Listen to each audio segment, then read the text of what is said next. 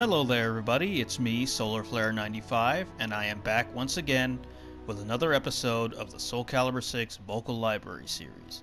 A series in which I attempt to read for you all of the lore in the game's museum mode.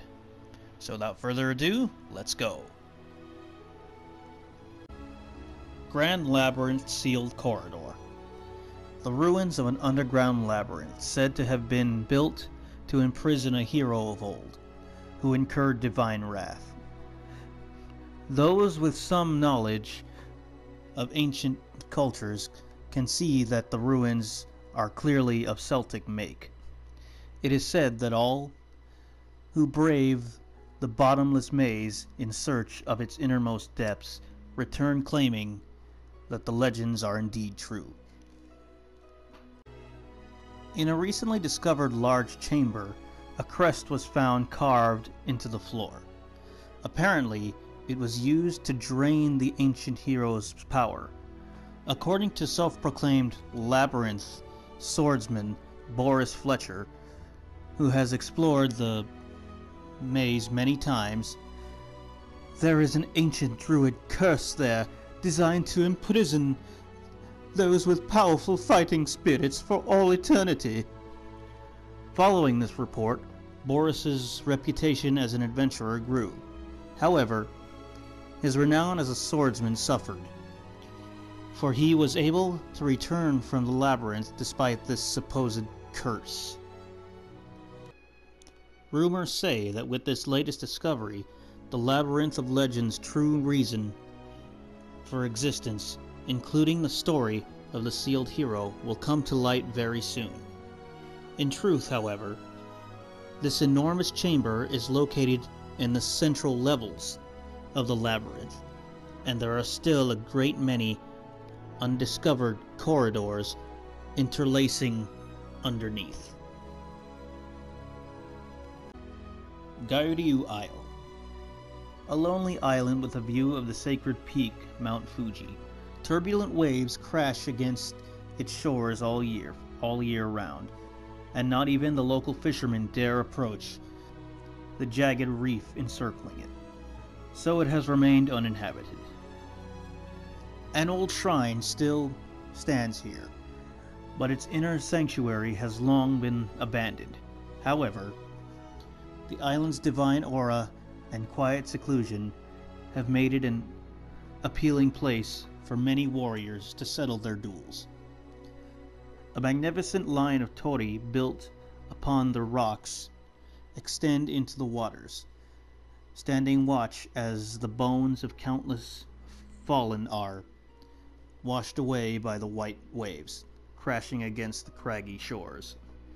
And now, on this day, men who have sworn themselves to the blade arrive once again upon this perilous isle.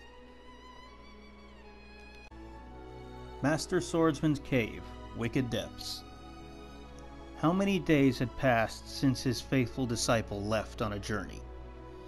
The old man, known as Edgemaster, pondered as he continued to suppress the evil within him, as he had done for many years. But in recent days, the dormant dark power had begun to stir. Sensing the sudden surge of evil within him, the old man turned his eyes to the west and whispered, "The hour of fate is upon us. I have faith you will conquer the cursed sword, my disciple." The old man began working to raise a barrier over the stone platform near the cave where he dwelled. He brought out dozens of sacred items from the dusty recesses of his cave and arranged them upon the platform with great care. Each of these ritualistic artifacts had been painstakingly carved by Edgemaster in an attempt to suppress the evil inside him, which had not faded since the time he wielded the Soul Edge.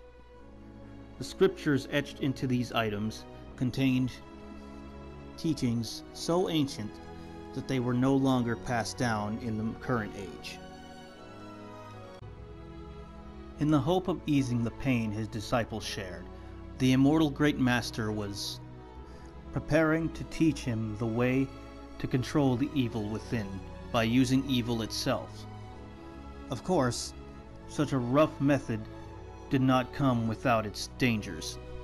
If the spirit so much as wavers, one could instantly be consumed by dark power. A barrier would only calm the darkness by a fraction, but it was a necessary precaution. Time passed, and Killick returned from his trial. The fragment of Dvapara Yuga, a mirror that warded dark power, was missing from his neck. The moment he set eyes upon his disciple, Edgemaster knew the boy had successfully begun to master his inner evil. His celebration of his disciple's successful journey was short, and soon Edgemaster challenged Killick to a new trial. The young man responded immediately with a clear, bright smile, to which Edgemaster nodded, satisfied. The time of the trial would be in the dead of night, when evil powers were at their strongest. As they waited for the time to approach, Killick spoke of the many things he encountered on his travels. Though Edgemaster had lived long and seen many things, some of the young man's experiences were enough to surprise even him. Especially surprising was the ancient blade carried by the girl who had accompanied Killick on his journey. It was without a doubt one of the 3 sacred treasures of the Lingshangsu Temple, Krita Yuga. In other words, the sword contained Soul Calibur, sworn adversary to the Soul Edge. It was thought to be lost, but the fact that it found its way beside Killick was nothing short of destiny.